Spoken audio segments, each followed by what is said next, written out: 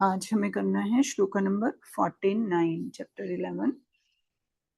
तो पिछले श्लोक में अर्जुन को भगवान बता रहे हैं कि मैंने प्रसन्न होकर कृपा करके जो है तुम्हें ये विश्व रूप दिखाया है, नहीं तो कोई भी इसका अधिकारी नहीं है।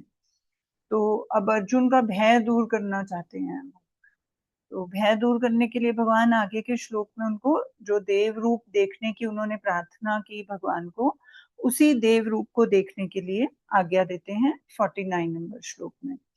तो भगवान कहते हैं, माते व्यथा माच विमूढ़ भावो दृष्ट्वा रूपं घोरमीदृन्ममेदम्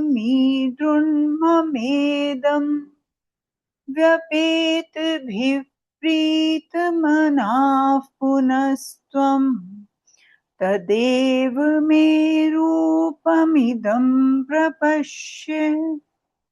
यह मेरा इस प्रकार का उग्र रूप देखकर तुझे व्यथा नहीं होनी चाहिए और विमूढ़ भाव भी नहीं होना चाहिए। निर्भय और प्रसन्न मन वाला होकर तू फिर उसी मेरे चतुर्भुज रूप को अच्छी तरह से देख ले। तो इसकी व्याख्या क्या है? विकराल दाढ़ों के कारण भयभीत करने वाले मेरे मुखों में योद्धा लोग बड़ी तेजी से जा रहे हैं। उनमें से कई चूर्ण हुए सिरों सहित दांतों के बीच में फंसे हुए दिख रहे हैं और मैं प्रलय काल की अग्नि के समान प्रज्वलित मुखों द्वारा संपूर्ण लोगों का ग्रसन करते हुए उनको चारों ओर से चाट रहा हूँ। इस प्रकार के मेरे घोर रूप को देखकर तेरे को व्यथा नहीं होनी चाहिए, प्रत्युत प्रसन्नता होनी चाहिए। तात्पर्य है कि पहले तू जो मेरी कृपा को देखकर हर्षित हुआ था, तो मेरी कृपा की तरफ दृष्टि होने से तेरा हर्षित होना ठीक ही था, पर यह व्यथित होना जो है तेरा, वो ठीक नहीं है। अर्जुन ने ही खुद बोला था ना कि मैं व्यथित हो रहा हूँ, तो उसी का उत्तर देते हुए भगवान कह रहे हैं। और अर्जुन ने ये भी बोला कि मैं आपकी कृपा को देखकर हर्षित हो रहा हूँ, तो भगवान ने बोला कि हर्षित होना तो ठीक है, लेकिन व्यथित होना जो है वो ठीक नहीं है तेरा। फिर कहते हैं, मैं कृपा करके ही ऐसा रूप दिखा रहा हूँ, इसको देखकर तेरे को मोहित नहीं होना चाहिए। ना माँ च विमूढ़ भाव। दूसरी बात, मैं तो प्रसन्न हूं ही और अपनी प्रसन्नता से ही तेरे को यह रूप दिखा रहा हूँ, परंतु जो बार बार तू यह कह रहा है प्रसन्न हो जाओ, यह तेरा विमूढ़ भाव ही है, तू इसको छोड़ दे। तीसरी बात, पहले तूने कहा था कि मेरा मोह चला गया, फर्स्ट श्लोक में ही कहा था, लेकिन वास्तव में तेरा मोह तो अभी तक भी नहीं गया है। तेरे को इस मोह को छोड़ देना चाहिए और निर्भय तथा प्रसन्न मन होकर मेरा वह देव रूप देख लेना चाहिए। तेरा और मेरा जो संवाद है, यह तो प्रसन्नता से, आनंद रूप से, लीला रूप से होना चाहिए। इसमें भय और मोह बिल्कुल नहीं होने चाहिए।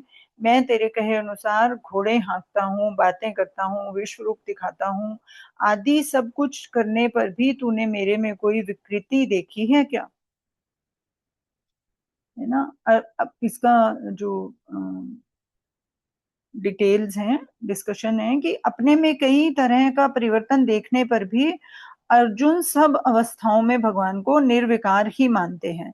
तभी तो उन्होंने गीता के आदि, मध्य और अंत में भगवान के लिए अच्युत संबोधन का प्रयोग किया है। अर्जुन मानते सब हैं, लेकिन देखकर जो है वो व्यथित हो गए हैं। तो भगवान कह रहे हैं कि ये सब करने पर भी मैं ये तेरे अनुसार सब काम कर रहा हूँ, लेकिन फिर भी तूने मुझ में कोई विकृति देखी है क्या? मेरे में कुछ अंतर आया है क्या? ऐसे ही मेरे विश्व रूप को देखकर तेरे में कोई विकृति नहीं आनी चाहिए। हे अर्जुन, तेरे को जो भय लग रहा है वह शरीर में अहमता ममता, मैं मेरापन होने से ही लग रहा है। अर्थात अहमता ममता वाली चीज कि शरीर नष्ट ना हो जाए, इसको लेकर तू भयभीत हो रहा है, यह तेरी मूर्खता है, अनजानापन है, इसको तू छोड़ दे। आज भी जिस किसी को जहां कहीं जिस किसी से भी भय होता है, वह शरीर में अहमता ममता होने से ही होता है। शरीर में अहमता ममता होने से ही वह उत्पत्ति विनाशशील वस्तु को रखना चाहता है ना। शरीर में अहमता और ममता है, तभी हम शरीर को ठीक करने की कोशिश करते रहते हैं, उसको है ना? कि वो सदैव बना रहे और वैसा ही बना रहे जैसा 20 साल पहले था, ऐसी कोशिश करते रहते हैं। यही मनुष्य की मूर्खता है। वो तो खत्म होने ही वाला है, क्योंकि वो उत्पन्न होने वाली चीज़ है, तो विनाश भी अवश्य ही होगा उसका। ये आसुरी संपत्ति का मूल है कि हम उत्पत्ति विनाशशील वाली वस्तु को जो है हमेशा रखना चाहते हैं। परंतु जो भगवान की तरफ चलने वाला है, उसका प्राणों में मोह नहीं रहता, प्रत्युत उसका सर्वत्र भगवत भाव रहता है और एकमात्र भगवान में प्रेम रहता है, इसलिए वे निर्भय हो जाते हैं। उनका भगवान की तरफ चलना दैवी संपत्ति का मूल है। नृसिंह भगवान के भयंकर रूप को देखकर देवता आदि सभी डर गए, पर प्रहलाद जी नहीं डरे, क्योंकि प्रहलाद जी की सर्वत्र भगवत बुद्धि थी। उनको लगा कि बाकी सब कुछ ही भगवान है, तो ये नरसिंह भी भगवान है, पिलर भी भगवान है उनके हिसाब से, जिसमें से नरसिंह जी को प्रकट होना था। सब भगवान है उनके हिसाब से, तो वो उनको देखकर नहीं डरे। इसलिए वे नरसिंह भगवान के चरणों में जाकर गिर गए और भगवान ने उनको उठाकर गोद में ले लिया और जीभ से चाटने लगे। अर्जुन ने 45वें श्लोक में कहा था, भयन भयन च प्रव्यथित मनो में। अतः भगवान ने भयन शब्द के लिए व्यप्ते भी शब्द प्रयोग किया है कि अब तू भय रहित हो जा, और प्रव्यथित मन के लिए कहा है प्रीत मनहा हो जा, अर्थात तू प्रसन्न मन वाला हो जा। तो अर्जुन ने जो अपनी कंडीशन बताई थी, मेरी हो रही है, उसको दूर करने के लिए ही भगवान ने उसको ये दो बातें बोली हैं। फिर भगवान ने विराट रूप में अर्जुन को जो चतुर्भुज रूप दिखाया, उसी के लिए भगवान पुनः पद देकर कह रहे हैं कि मेरा ये रूप तू फिर से देख ले। तदैव कहने का तात्पर्य है कि तू देव रूप विष्णु रूप के साथ ब्रह्मा शंकर आदि देवता और भयानक विश्व रूप नहीं देखना चाहता था, केवल देव रूप ही देखना चाहता था, इसलिए वही वाला रूप तो अच्छे से देख ले। अर्जुन की प्रार्थना के अनुसार भगवान अभी जो रूप दिखाना चाहते हैं, उसके लिए भगवान ने यहाँ इदम शब्द का प्रयोग किया है। संजय और अब एक क्वेश्चन है कि संजय और अर्जुन की दिव्य दृष्टि कब तक रही? संजय को वेद व्यास जी ने युद्ध के आरंभ में ही दिव्य दृष्टि दी थी, है ना? जब राजन, यह संजय आपको इस युद्ध का समाचार बताया करेगा। संपूर्ण संग्राम भूमि में ऐसी कोई बात नहीं होगी जो इसके प्रत्यक्ष ना हो। राजन, संजय दिव्य दृष्टि से संपन्न होकर सर्वज्ञ हो जाएगा और तुम्हें युद्ध की बात बताएगा। ऐसे वेद व्यास जी ने धृतराष्ट्र को वचन दिया था, उनको बोला था कि संजय को युद्ध भूमि की एक भी जो बात है उसको सब बातें पता होंगी। तो सब बातें कैसे पता हो सकती हैं इतनी बड़ी युद्ध भूमि की? तभी पता हो सकती है अगर उसके पास दिव्य दृष्टि हो, सब जगह देखने की, हर चीज को देखने की, सूक्ष्म से सूक्ष्म चीज को देखने की दृष्टि हो।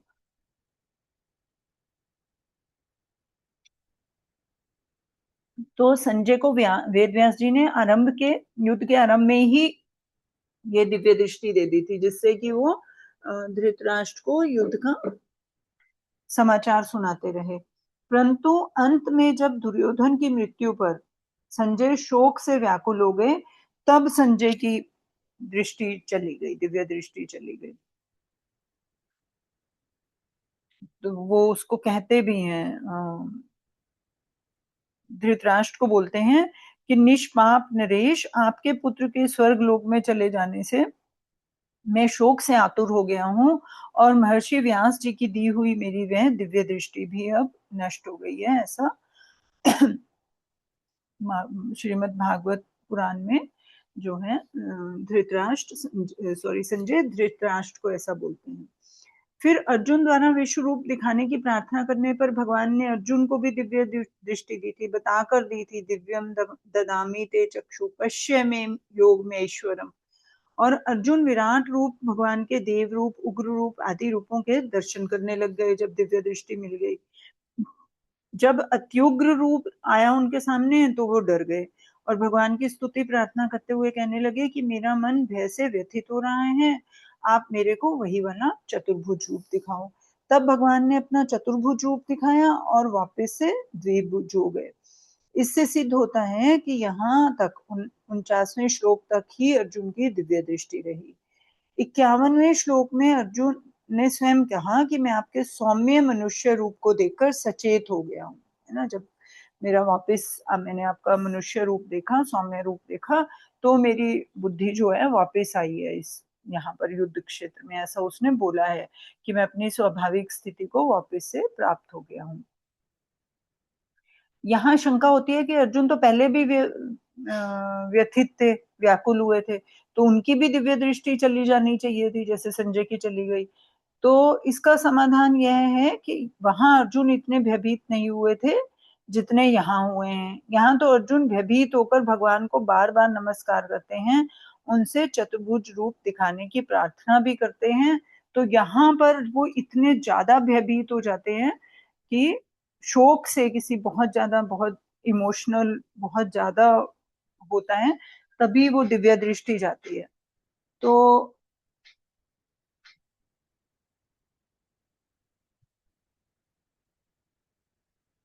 दूसरा कारण इसका क्या माना जा सकता है कि पहले अर्जुन को विश्व रूप देखने की इच्छा थी, द्रष्टुम इच्छामि ते रूपम बोला था उन्होंने, इसलिए भगवान ने उनको दिव्य दृष्टि दी थी।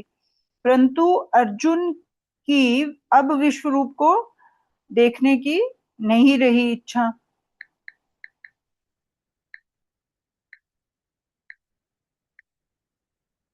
तो इसलिए भयभीत होने के कारण वो चतुर्भुज भुज रूप देखने की इच्छा करते हैं, इसलिए दिव्य दृष्टि की आवश्यकता ना रहने से उनकी दिव्य दृष्टि भी चली जाती है, उसकी कोई जरूरत ही नहीं थी अब। अगर संजय और अर्जुन शोक से, भय से व्यथित, व्याकुल ना होते तो उनकी दिव्य दृष्टि बहुत समय तक रहती और वे बहुत कुछ देख लेते, परंतु शोक और भय से व्यथित होने के कारण उनकी दिव्य दृष्टि चली गई। इस तरह जब मनुष्य मोह से संसार में आसक्त हो जाता है, तब भगवान की दी हुई विवेक दृष्टि काम नहीं करती। कितना अच्छा एग्जाम्पल है कि जब विवेक सबके पास होता है, लेकिन जब वो मोह से, शोक से संसार में आसक्त हो जाते हैं, पहले मोह से आसक्त होते हैं, फिर शोक हो जाता है, क्योंकि ये तो सब उत्पत्ति और विनाशशील वाला संसार है, तो कुछ ना कुछ तो जो है विनाश होता ही रहेगा, कुछ ना कुछ तो हानि होगी ही इसके अंदर, तो फिर वो शोक हो जाता है। पहले मोह होता है, संसार से आसक्ति होती है और फिर शोक हो जाता है। तो जब ये मोह और शोक बहुत ज्यादा हो जाता है, तो भगवान की दी हुई दिव्य दृष्टि जो है, विवेक दृष्टि है, वो काम ही नहीं करती। जैसे मनुष्यों का रुपयों में अधिक मोह हो जाता है तो क्या करने लग जाता है, चोरी करने लग जाता है ना, गलत काम करने लग जाता है, किसी भी तरीके से भ्रष्टाचार से, जैसे भी तो करके। आजकल के जमाने में यही हो गया, पहले चोरी डकैती करते थे, अब जो है अनएथिकल काम करते हैं, जिससे कि पैसा और बढ़ जाए, कुछ भी गलत काम करने के लिए तैयार हो जाते हैं।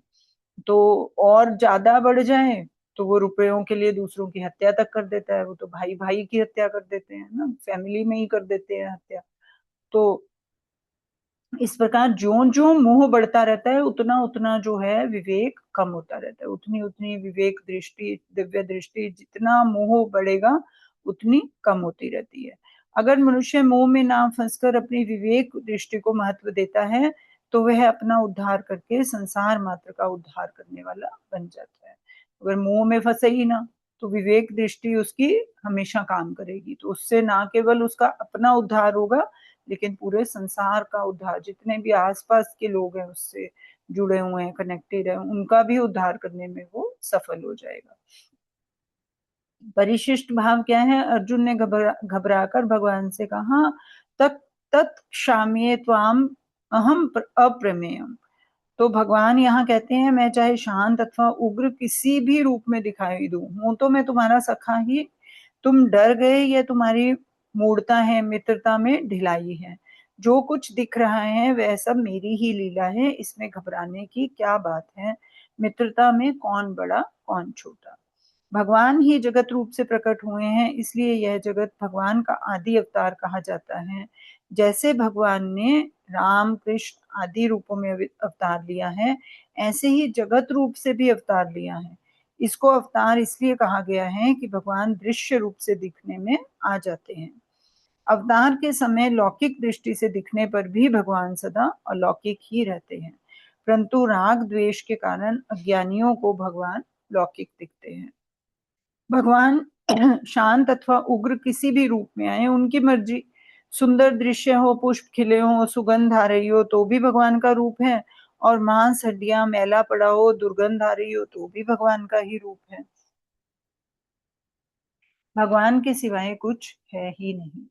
भगवान ने राम, कृष्ण आदि रूप भी धारण किए, और मत्स्य, कच्छप, वराह आदि रूप भी धारण किए। वे चाहे कोई भी रूप धारण करें, हैं तो भगवान ही। रूप तो भगवान का है और क्रिया उनकी है। कोई पाप न्याय करता हुआ दिखे तो समझें कि भगवान कलयुग की लीला कर रहे हैं। वे जैसा रूप धारण करते हैं वैसी ही लीला करते हैं।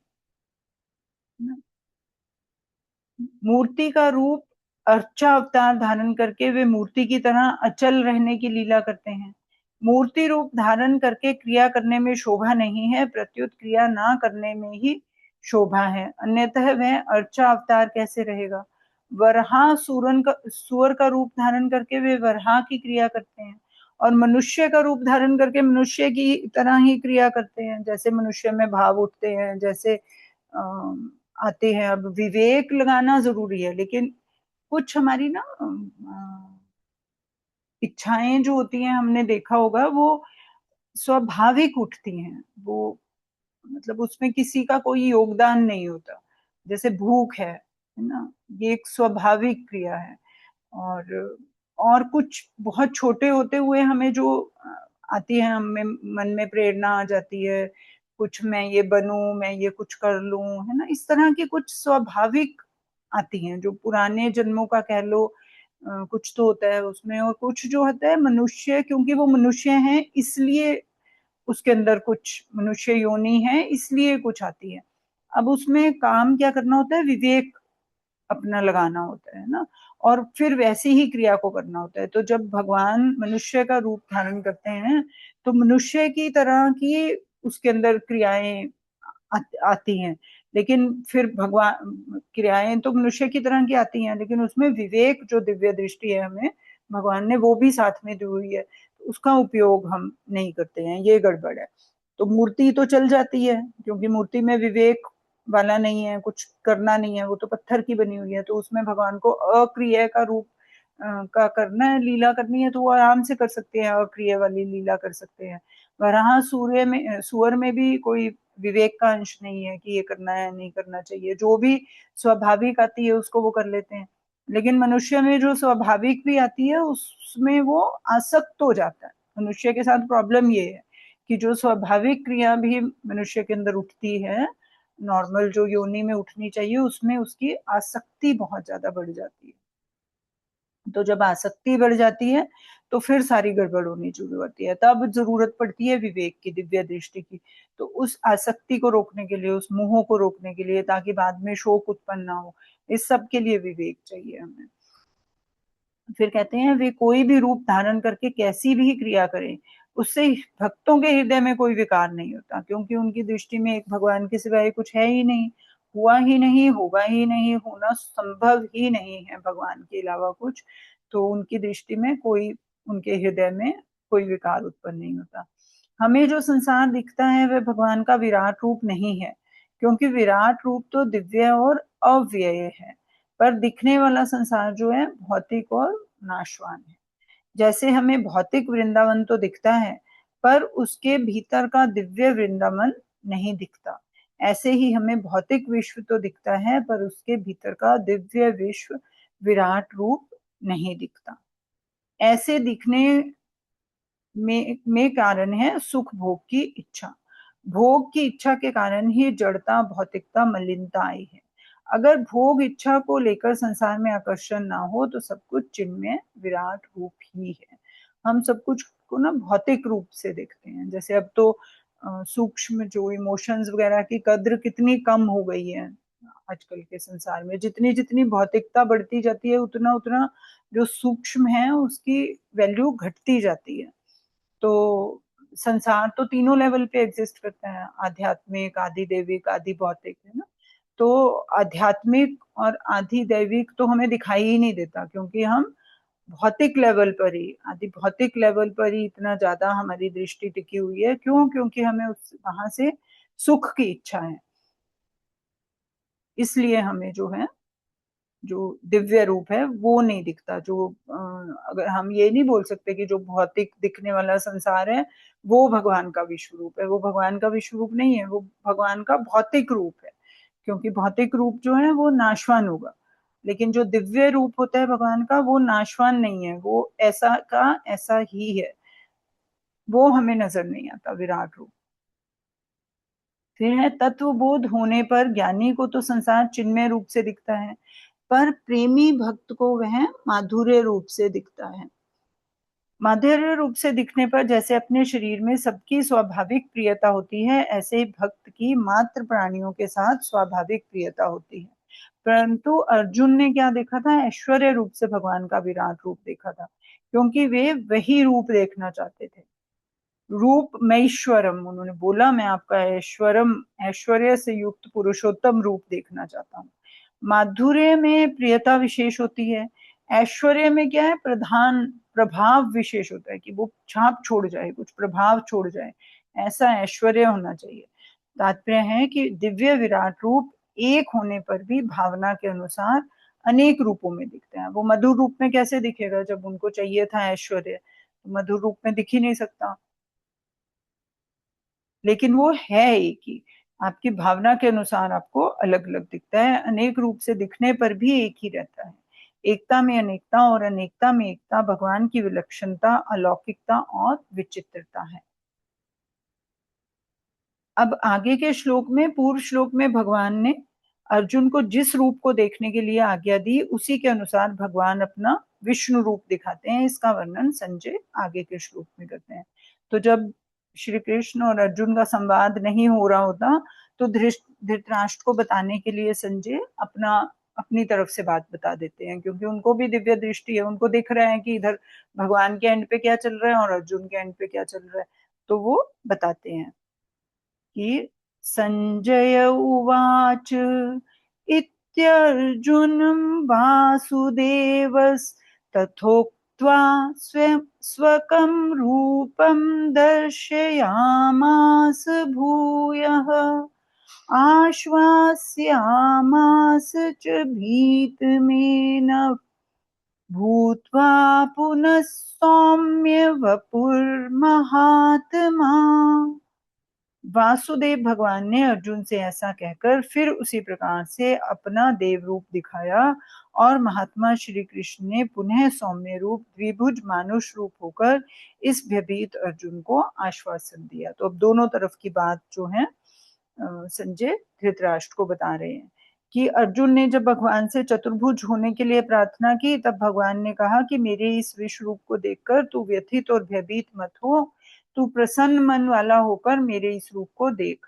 भगवान के इसी कथन को संजय ने यहाँ इत्यर्जुन वासुदेव देवस तथोक्ता पदों से कहा।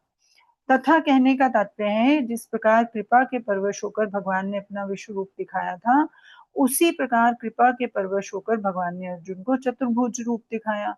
इस चतुर्भुज रूप को देखने में भी अर्जुन की कोई साधना योग्यता है ऐसी बात नहीं है, कोई विशेष अर्जुन की है ना एलिजिबिलिटी है, ऐसा नहीं है। भूय है कहने का तात्पर्य है कि जिस देव रूप को अर्जुन ने विश्व रूप के अंतर्गत देखा था और जिसे दिखाने के लिए अर्जुन ने प्रार्थना की थी, वही रूप भगवान ने फिर से दिखाया। इस प्रकार भगवान श्री कृष्ण ने अर्जुन को पहले चतुर्भुज रूप दिखाया, फिर अर्जुन के प्रसन्नता के लिए महात्मा भगवान श्री कृष्ण पुनः द्विभुज रूप मनुष्य रूप में प्रकट हो गए। उन्होंने विश्व रूप को देखने से भयभीत हुए अर्जुन को आश्वासन दिया। भगवान श्री कृष्ण द्विभुज थे या चतुर्भुज थे? इसका उत्तर है कि भगवान हरदम द्विभुज रूप से ही रहते थे, पर समय समय पर जहां उचित समझते थे वहां चतुर्भुज रूप हो जाते थे। 10वें और 11वें अध्याय में भगवान ने अपनी विभूतियों का वर्णन करने में अपनी महत्ता, प्रभाव, सामर्थ्य को बताया, और अपने अत्यंत विलक्षण विश्व रूप को दिखाने में अपने प्रभाव को बताया। अगर मनुष्य भगवान के ऐसे महान प्रभाव को जान ले अथवा मान ले, तो उसका संसार में आकर्षण नहीं रहे, वह सदा के लिए संसार बंधन से छूट जाए। अर्जुन पर भगवान की कितनी अद्भुत कृपा है कि भगवान ने पहले विश्व रूप दिखाया, फिर देव रूप दिखाया चतुर्भुज रूप, और फिर मानुष रूप द्विभुज रूप दिखाया। इसके साथ साथ भगवान ने हम लोगों पर भी कितनी अलौकिक विलक्षण कृपा की कि जहां कहीं जिस किसी विशेषता को लेकर हमारा मन चला जाए वहीं हम भगवान का चिंतन कर सकते हैं और भगवान के विश्व रूप का पठन पाठन चिंतन कर सकते हैं। इस भयंकर समय में हमें भगवान की विभूतियों तथा विश्व रूप के चिंतन आदि का जो मौका मिल रहा है उसमें हमारा उद्योग योग्यता कारण नहीं है, प्रत्युत भगवान की कृपा ही है। भगवान की इस कृपा को देखकर हमें प्रसन्न हो जाना चाहिए। इन विभूतियों को सुनने और विश्व रूप के चिंतन स्मरण का मौका तो उस समय भी संजय आदि बहुत थोड़े लोगों को ही मिला था, वही मौका आप भी थोड़े लोगों को मिला है। कुरुवंशियों और पांडु वंशियों में कितनी बड़ी सेना थी पांडवों की तरफ से और कौरवों की तरफ से, कितने कम लोग थे जिनको इसका मौका मिला, इसको सुनने का, देखने का, समझने का। बाद में कुछ लोगों ने जाना, लेकिन उस टाइम पे तो देखो 3-4 ही लोग थे जिन्होंने सुना इस तो इतने हजारों करोड़ों में 3-4 लोग, सोचो जरा। तो यही सेम आज की स्थिति है। अब कलयुग में प्राणी ज्यादा हो गए हैं तो उस हिसाब से जो है इसको सुनने समझने वाले लोग भी कम हो गए हैं। हम कहते हैं ना सब क्यों नहीं सुनते हैं, इसलिए नहीं सुनते हैं सब, सबको ये जो है प्राप्त ही नहीं होता ये सौभाग्य। तो अगर ये प्राप्त हुआ है तो ऐसे मौके को व्यर्थ नहीं जाने देना चाहिए। हम एक ऐसा लगता है ना कि हम जो साधना करते हैं, हम जो ध्यान करते हैं, हम जो भक्ति करते हैं, जो माला जाप कर लेते हैं ना, मंत्र धारण करके बैठ जाते हैं, उसमें हम कुछ कर रहे हैं, हम कुछ नहीं कर रहे होते। ये हमारे ऊपर कृपा होती है क्योंकि हमें भव सागर से जो है निकालने का भगवान का, गुरु का, किसी का तो मन हो गया है ना कि इस मनुष्य के पाप कर्म कम हो गए हैं, पुण्य ज्यादा हो गए हैं जिन जिन भी कारणों को करके, तो अब उसको यहाँ से छुटकारा दिया जाए, तो उसको भक्ति प्रदान की जाती है। हम सोचें कि भक्त होने में हमारा कोई विशेष मतलब हमारे एफर्ट है उसके अंदर, भक्त बनने के लिए कोई एफर्ट कर सकता है क्या? कोई चाहे कि मैं इसके ऊपर श्रद्धा और विश्वास करना शुरू कर दूं, आप जितना अपने मन को बोलोगे कि इसके ऊपर विश्वास कर, मन उतना ही भागेगा। संसार में यही होता है ना, मार मार के मन को थोड़ा ना कुछ करवा सकते हो। ये एक गुण है, ये जो प्रदान किए जाते हैं, ये भक्ति एक गुण है जो प्रदान किया गया है। ये शास्त्र सुनने की सामर्थ्य, योग्यता, पढ़ने की योग्यता, सामर्थ्य, ये दिया गया है हमें। हम हमारा इसमें कोई नहीं, कोई कितने कितना होता है, कितने अब जैसे जो साहित्य में स्टडीज करते हैं, पीएचडीज वगैरह फिलोसफी में, वो पता ही नहीं तो कितने बार पढ़ पढ़ लेते होंगे, इसके ऊपर थीसिस लिख लेते होंगे, इसके ऊपर क्वेश्चन आंसर्स आते होंगे, कितने ऐसे होते हैं, लेकिन अनुभवकर्ता कितने होंगे उसके अंदर, है ना? तो अनुभव करने का, पढ़ने का किसी को दे दिया सामर्थ्य, योग्यता, लेकिन उसको अनुभव करने की, उसको जीवन में लाने की योग्यता फिर उससे भी कम लोगों को दी जाएगी। उसको प्रैक्टिस करने की, उसको सारूप होने की उसकी योग्यता।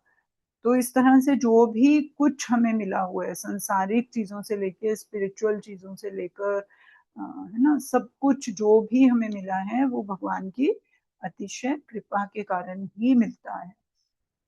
संसार में अगर ऐसे मिल जाता है कि ठीक तरह से अपना जीवन निर्वाह कर पाए तो एक तरह से वो संकेत होता है कि अब ये दे दिया, अब इसमें कोई प्रयत्न नहीं करना पड़ेगा तुम्हें संसार में जीवन निर्वाह के लिए, अब तुम भक्ति की तरफ लग जाओ। अब वो छोटे छोटे संकेतों को समझकर हम पकड़ लें, बस हमारा इतना ही काम है कि जो हमें दिए जाए अपॉर्चुनिटीज हमें दी जाए, हम उनको पकड़े रहें और फिर उसके ऊपर आगे चलते हैं। ठीक है जी।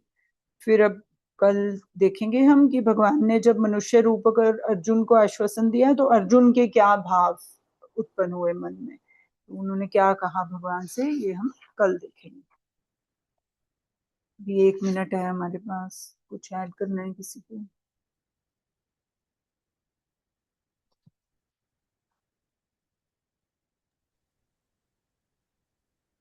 जय गुरुदेव। ठीक है जी, फिर कल मिलते हैं ना फिर। कल मिलते हैं। ओके जी, जय गुरुदेव।